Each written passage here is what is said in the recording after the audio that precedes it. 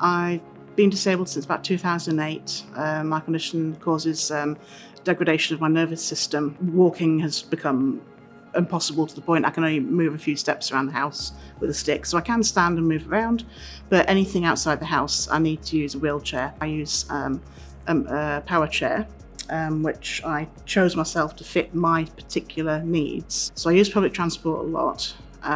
So my access needs mainly as a ramp to be able to get in and out of places and to have, independence, really. Access needs to be tested to know that it works practicality, not just for one kind of wheelchair, but for a few varieties, because a lot of testing only tests using manual wheelchair users. It's not testing a wide variety of disabilities when designing for access. Pretty much everyone will become disabled eventually if they don't die first.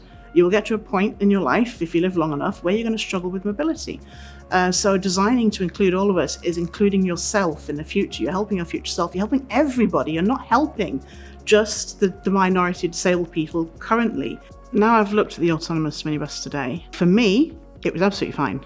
I could get in fairly easily. It's comparable to existing buses and how I get into them, which is why I'm quite practiced at it. But I'm not the only person here, and I could see the difficulties the others had. So for me it's great, but I'm not everybody.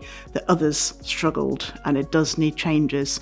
So you can't just base it on one kind of wheelchair. I just happen to be one that it works for. The door being extra wide, I appreciate that. That's wider than most doors on buses. They had been generous with the aisle space. They had made the seat in front of it flip up, which was essential, because otherwise I wouldn't have got in.